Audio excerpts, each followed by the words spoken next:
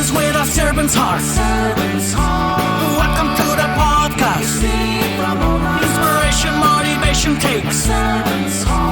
Listen to the podcast. We're all about to talk about life. Our guests will share their life story. We want you to success in life and business. We're ready and we will start shortly. We're gonna talk about life. We're going to speak on business. You're gonna shine bright. We are going to witness. Business with a servant's heart. With hosts Steve, Ramona, and Ray. Inspiration, education talks. Listen to the podcast. Steve, Ramona.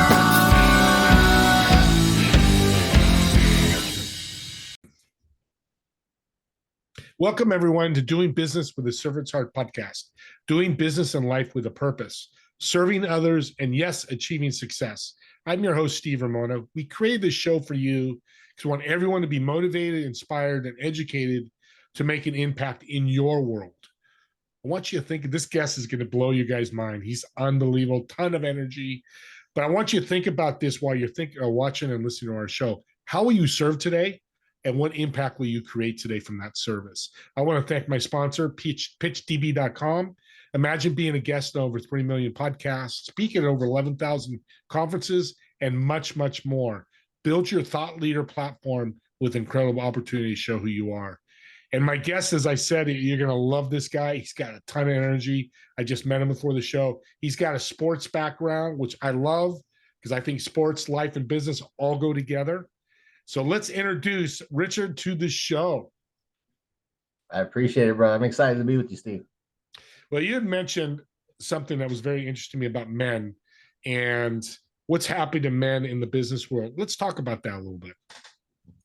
Yeah, I mean, I just find that men these days are kind of just struggling a little bit. They're struggling with maybe their identity and where they fit in this world with this new wave of feminism. And I don't say that in a negative connotation because I think that feminism has done a great thing for women, but we haven't really thought about what it means when 50% of the population tells men in no uncertain terms that, hey, you're not needed. I don't need a man. I'm independent. And what that does to a man's identity is like, okay, for thousands of years, I've been a protector. I've been a provider. I've been masculine. But now it's like, I don't need you to protect me because, we're safe. We're in civilization. There's no lions coming after me.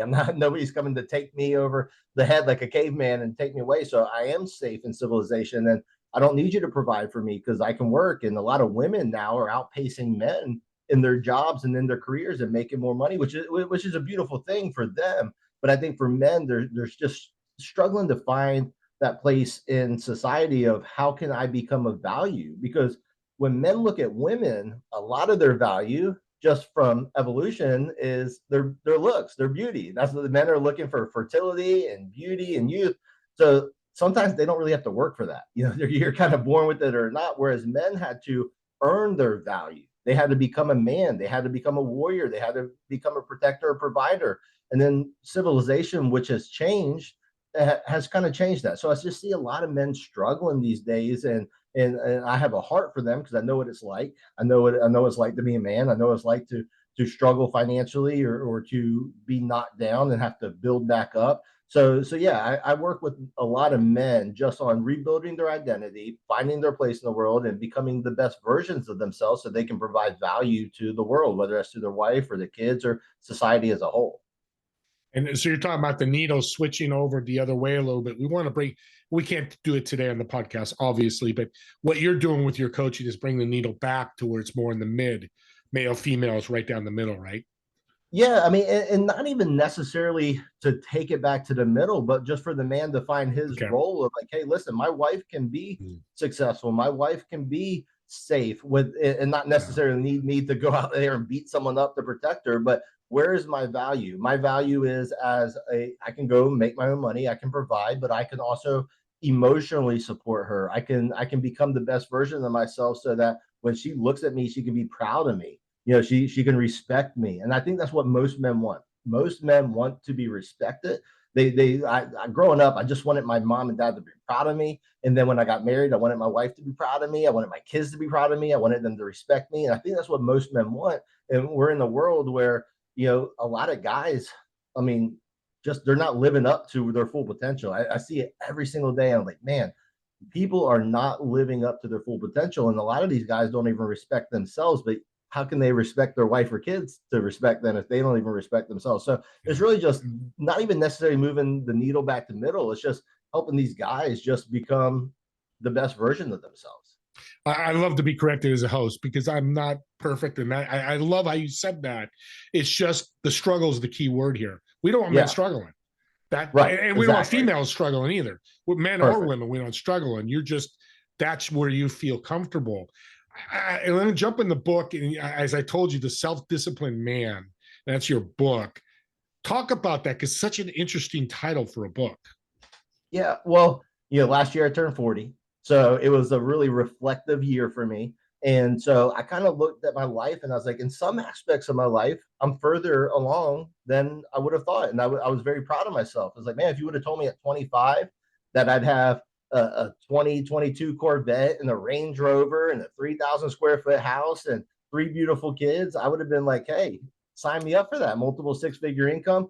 I would have been really proud and excited if you would have told me that at 24. So I hit certain markers, but then there's certain markers I would have been disappointed at 25. If you would have said, hey, Richard, at 40, you'll no longer have abs, or at 40, you'll have a net worth of only $50,000, even though you've made millions of dollars, I would have been disappointed in myself. So it was a reflection year. And you know what I noticed is that the areas of my life where I had the most success were the areas I was the most disciplined.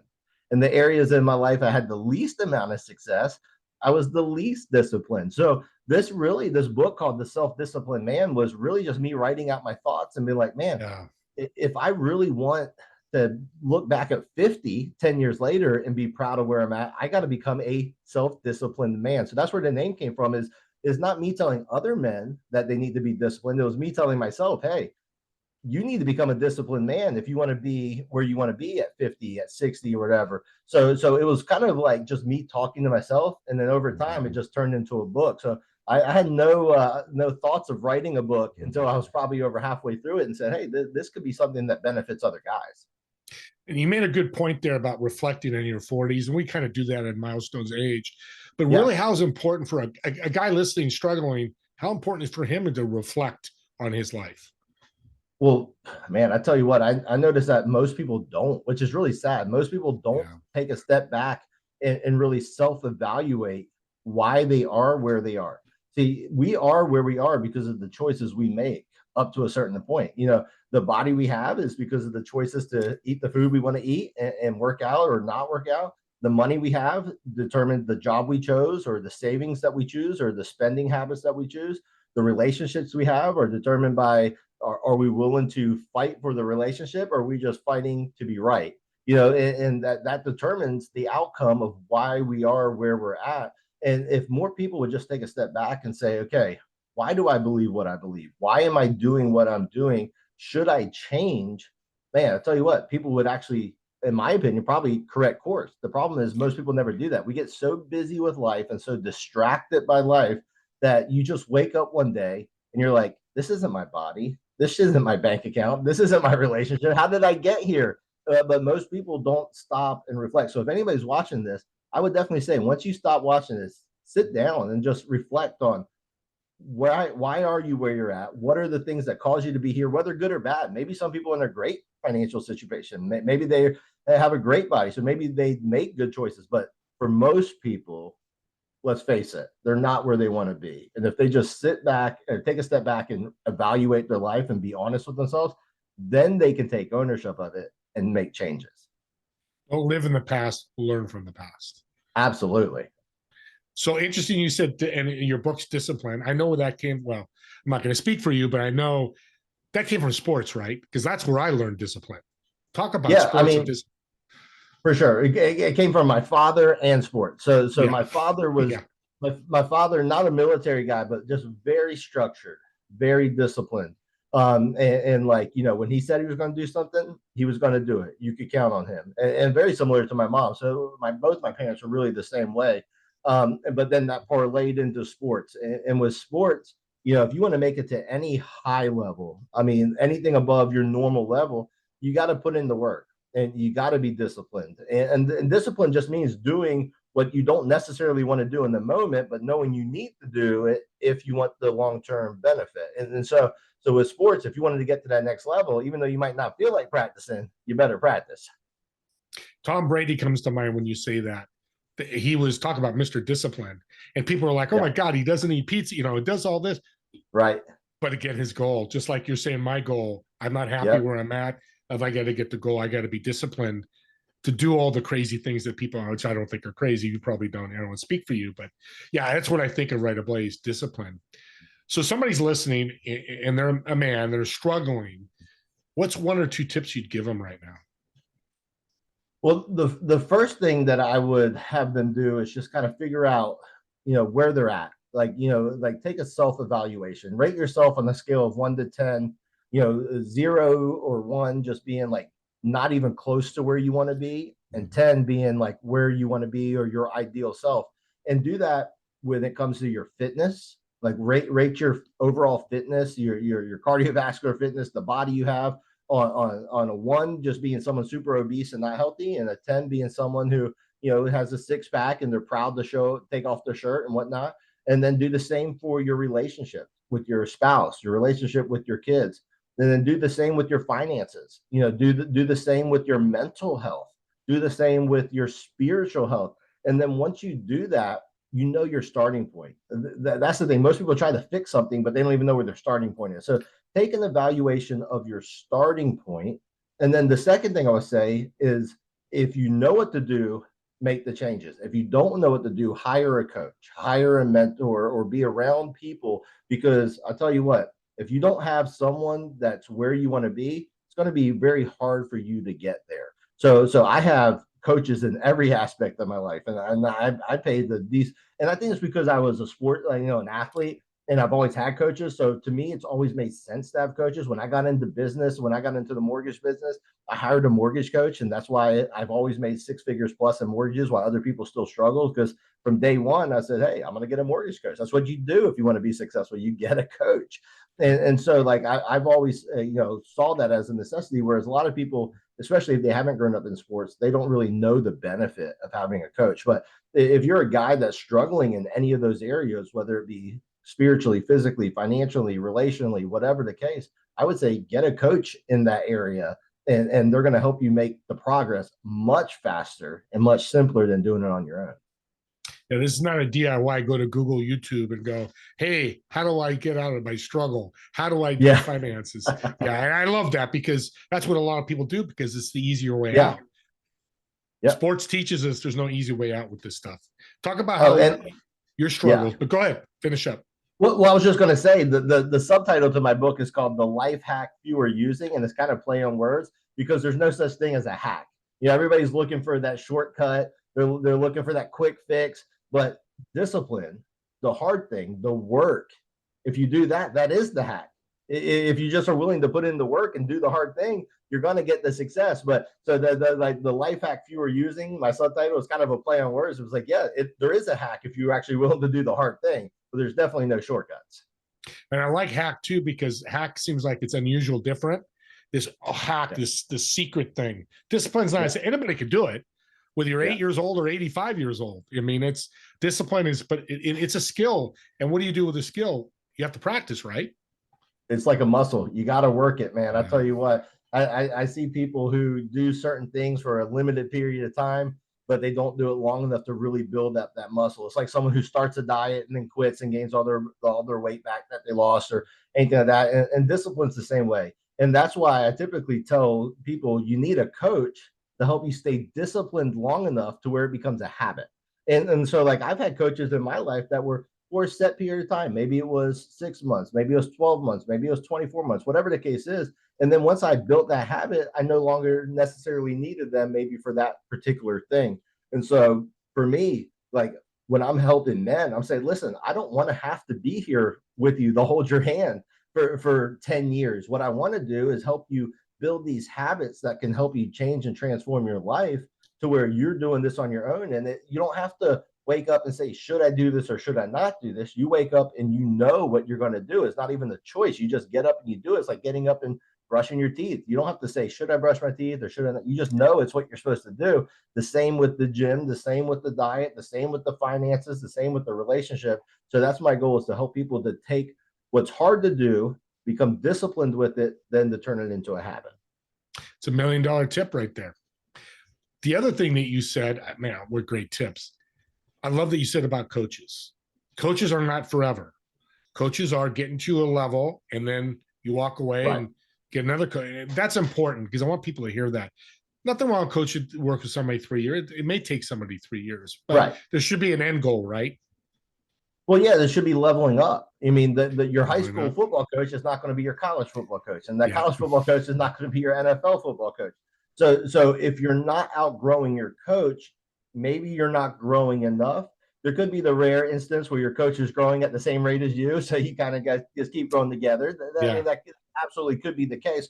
But in most instances, you should be growing so much that you need some. There's a saying that says, what you did to get here won't take you to the next level.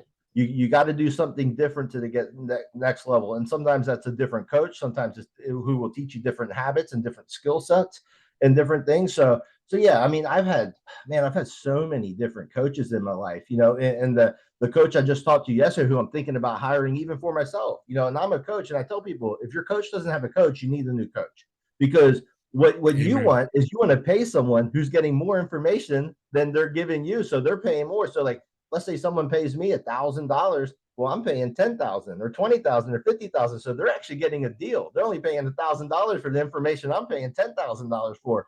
So it's just really important that people realize that, hey, your coach better have what you want to have, number one. And then number two, they need to be able to teach it, because not everybody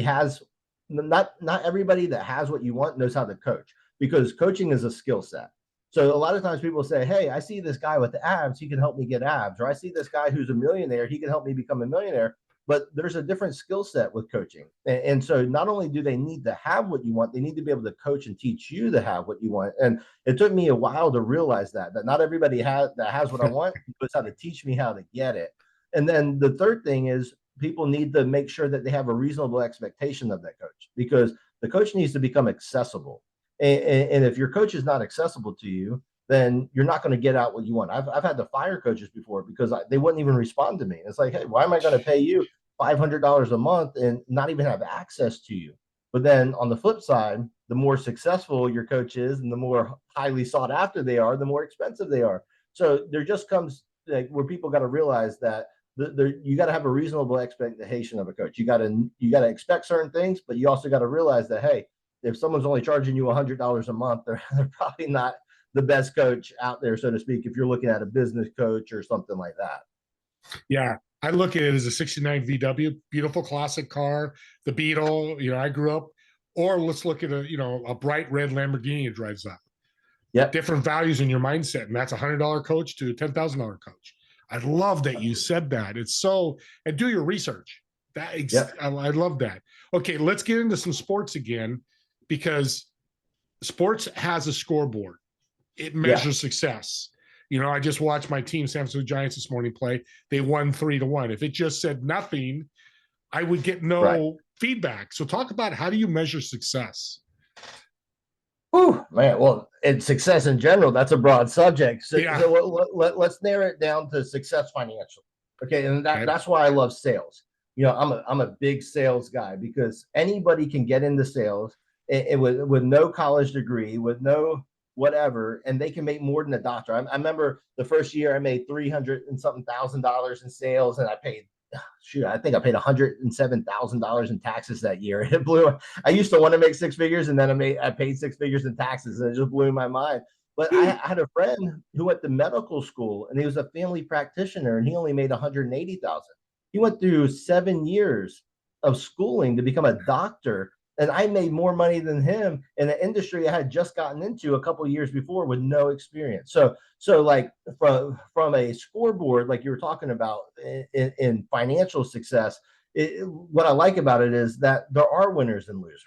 And there are if someone joins me in the sales force and I'm like, hey, I'm going to teach you how to get the six figures. I'm going to teach you how to build a business. If they don't do it, it's not me, it's them, because I know what it takes to get here. They're just not willing to make the phone calls. They're not willing to put in the work. The same with sports. Someone's not willing to step into the game. Someone's not willing to make the practices. Someone's out getting drunk the night before instead of, I think of who's that? Johnny Manziel. I watched this documentary, and this guy had so much natural talent. This guy could have been the next, big thing in sports, but because he couldn't stop partying, because he couldn't get his act together, he missed out on millions, maybe hundreds of millions of dollars, because he couldn't get it together. And same thing with business. A lot of guys just want to work a 9 to 5 and clock out on the weekends, and they just don't want to put in the work, and then they wonder why they're struggling financially. So, but like sports and like life, you got to put in the work if you want the results.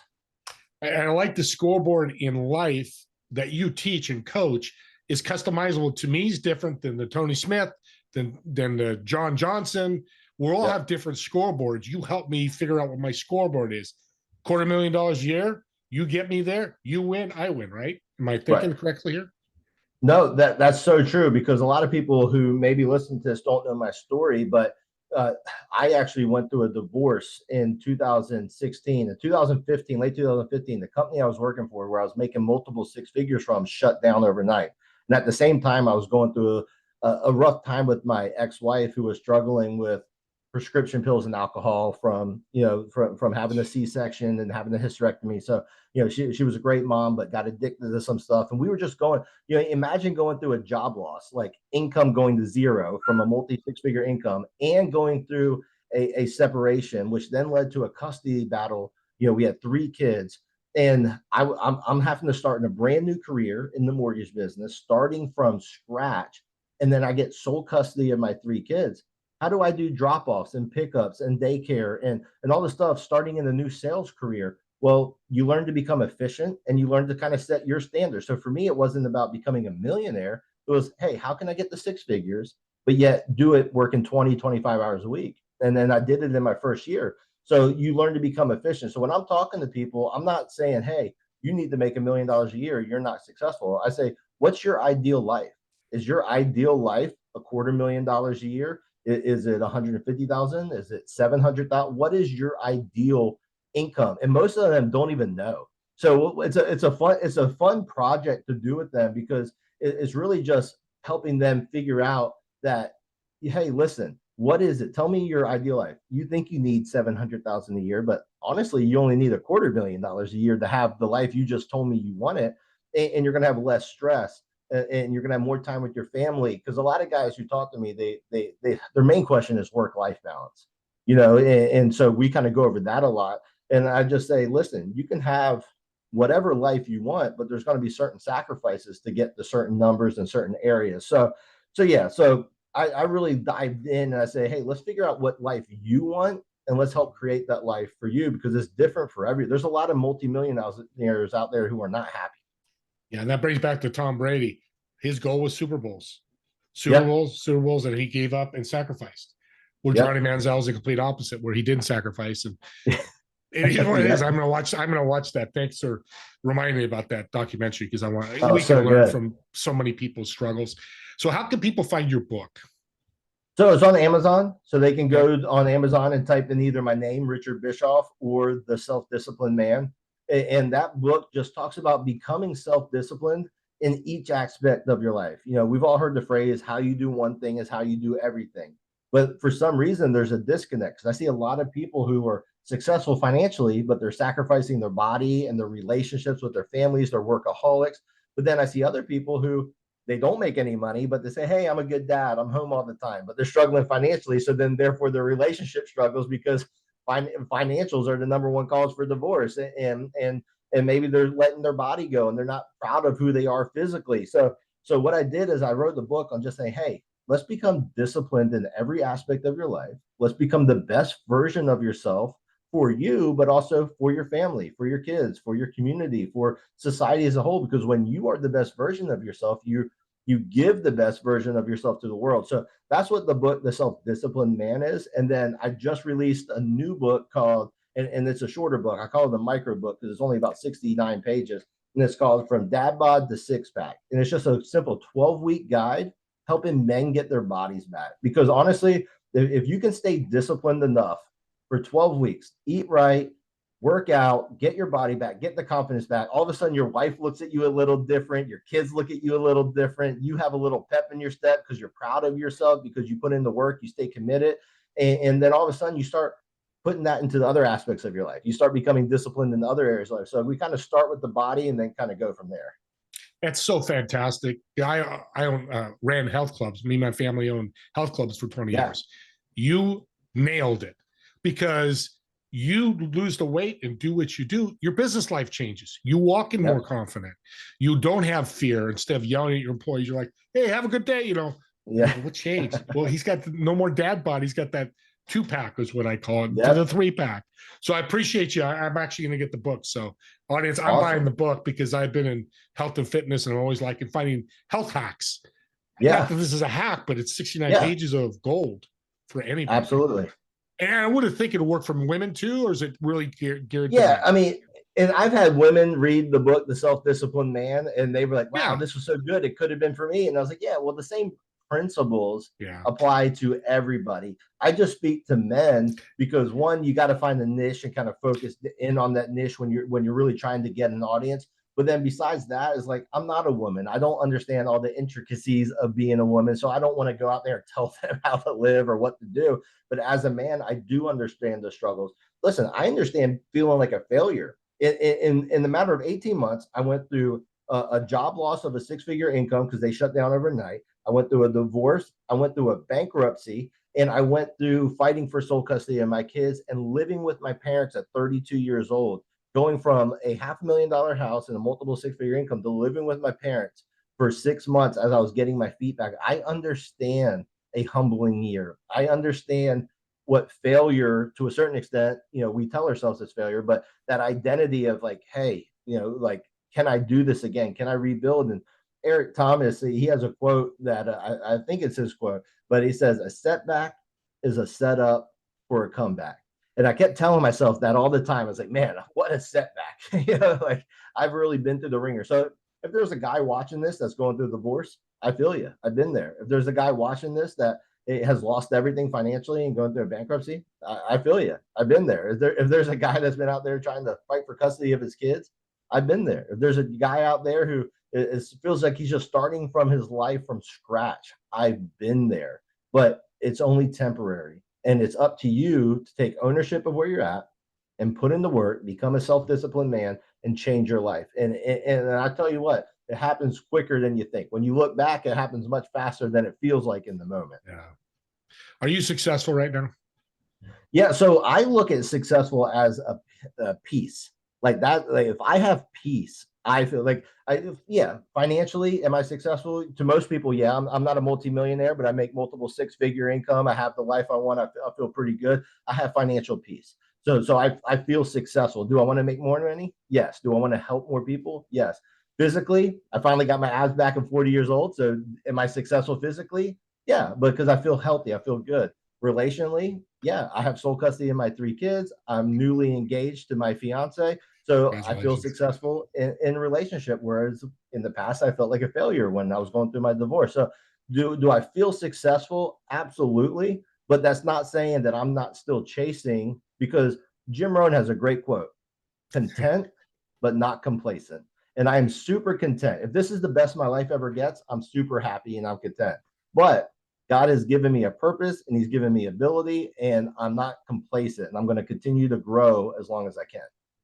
Amen. And I'm glad you answered it that way, because that's how I wanted you to answer it. The other point I was making, and you made it for me, you're down and out at 32. You came back. You had your comeback. Guess what? Anybody listening to this, female or male, can make a comeback too. If you can do it, I can do it. Anybody can do it. That's how I feel. Absolutely. And God's grace. Appreciate you. This has been incredible, man. We went way over time. Well worth it, because this is so good. How can people reach out to you? Yeah, just hit me up on the social media. On the Instagram, it's at Richard Bischoff. Same with Facebook, and and I'm trying to get my YouTube kind of off the ground and going. And I'd love to start a little YouTube or podcast like you, but that's going to come down the road. But yeah, just if they want the book, they just go to Amazon and type in my name, Richard Bischoff, or The Self-Disciplined Man, or they can follow me on social media just putting in Richard Bischoff. And I'll put the information in the show notes too. Reach out to them. And this podcast, I look at my notes. I have a ton of notes. That's when I know I have a great guest, because he's given us so much. But use the forward and reverse buttons on this show. Me and Rich would love for you to watch the whole show, listen to the whole show if it's on a podcast. But if 5 or 6 minutes change your life and make a difference, I'm going to speak for him, and I know he's shaking his head up and down. We'd be so happy. So don't think I got to watch another whole show or listen to another whole show. Listen to it, and if there's parts that resonate, jump on it and be part of it and clip it. There's technology out there to say it and listen to it over. As he said, practice, practice, practice. Yeah. And do that with this show. Don't forget about my TV show, Together We Serve. It's 2 p.m. Pacific, 5 p.m. Eastern. And Doing Business with a Servant's Heart. I just had a huge servant heart on today. Richard has the big heart. And he's male. We have hearts. We love. We can do that. But share that message to the world with our hats, our hoodies, our T-shirts. I want to spread this message out, because if we do, I think it'll change the world. And as always, me and Richard, thank you so much for listening and watching our podcast, Doing Business with a Servant's Heart. We'll see you on the next episode, and have an incredible day.